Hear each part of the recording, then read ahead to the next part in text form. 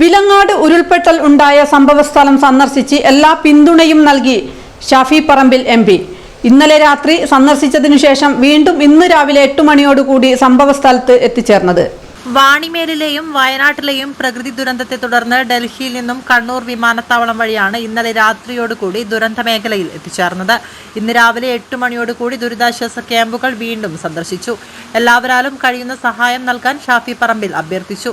നമുക്ക് കുറച്ച് സാധന സാമഗ്രികൾ ഈ പ്രദേശത്ത് വേണ്ടിവരും എന്ന് മാത്രമല്ല, ഇവിടെ വീട് നഷ്ടപ്പെട്ടവർക്ക് ഇവിടെ ഇപ്പം ഞാൻ ഈ നിൽക്കുന്ന സ്ഥലത്ത് എന്ത് നഷ്ടപരിഹാരം കൊടുത്താലും ഇവിടുത്തെ ആളുകൾക്ക് ഒരു വീട് ഇവിടെ പണിയാൻ കഴിയാത്തൊരു സാഹചര്യമാണ്. അതുപോലത്തെ ഒരു ഗുരുതര സാഹചര്യത്തിലാണുള്ളത്. തീർത്തും ഒറ്റപ്പെട്ടിരിക്കുകയാണ്. വയനാട് ഉണ്ടായതുപോലെ തന്നെ അപകടം ഉണ്ടാവുമായിരുന്നു. ഇന്നലെ രാത്രി ഇവിടുത്തെ പൊതുപ്രവർത്തകരും അതുപോലെ തന്നെ പള്ളിയിലെ അച്ഛനും ജനങ്ങളും നാട്ടുകാരും പഞ്ചായത്ത് വൈസ് പ്രസിഡന്റും ഇവിടുത്തെ ജനപ്രതിനിധികളും പിന്നെ എല്ലാവരും കൂടെ ചേർന്ന് എല്ലാവരെയും മാറ്റിയത് കൊണ്ട് മാത്രമാണ് വലിയൊരു ദുരന്തത്തിൽ നിന്ന് ഈ നാട് ഒഴിവായത്. അതിൻ്റെ ഇടയ്ക്കും മാത്യു മാഷെ കാണുന്നില്ല എന്നുള്ള സങ്കടം നാടിനൊന്നാകെ ഉണ്ട്. അപ്പോൾ വെലങ്ങാടിനും കുറച്ച് ആവശ്യങ്ങളുണ്ട്. ഞാൻ നിങ്ങളെ അറിയിക്കാം. വഴിയുടെ കാര്യം ഇപ്പോൾ അവർ തുടങ്ങി വെക്കുന്നുണ്ട്. ഒരു മെഡിക്കൽ ടീം ഇങ്ങോട്ടേക്ക് വരാനുള്ള തീരുമാനങ്ങളായിട്ടുണ്ട്.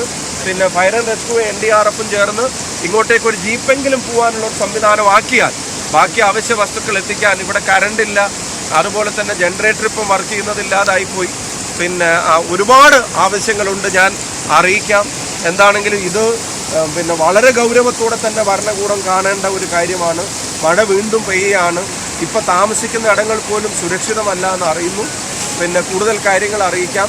ഇവിടുത്തെ അവസ്ഥയും ഞാൻ പിന്നെ പൊതുജനങ്ങളുടെയും ഇവിടുത്തെ ഭരണകൂടത്തിൻ്റെയും മുമ്പാകെ കൊണ്ടുവരികയാണ്. ദയനീയമായ ഭീകരമായിട്ടുള്ള അവസ്ഥയാണ് ഇവിടെ നിലനിൽക്കുന്നത്. പിന്നെ ഇടങ്ങൾ പല പ്രദേശങ്ങളെ ഇല്ലാതായിപ്പോയി.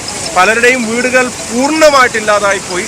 പലർക്കും ഇനി വീടുകളിൽ ചെന്ന് താമസിക്കാൻ പറ്റാത്ത സാഹചര്യമായിപ്പോയി. അവരുടെ കൃഷിയും കടയും മറ്റെല്ലാം നഷ്ടപ്പെട്ടൊരു ജനത ഒറ്റപ്പെട്ട് നിൽക്കുകയാണ് വെലങ്ങാട്. രക്ഷാപ്രവർത്തനത്തിന് ഇറങ്ങി കാണാതായ മാത്യു മാഷിന്റെ ഭവനവും പള്ളിയും ഷാഫി പറമ്പിൽ MP സന്ദർശിച്ചു.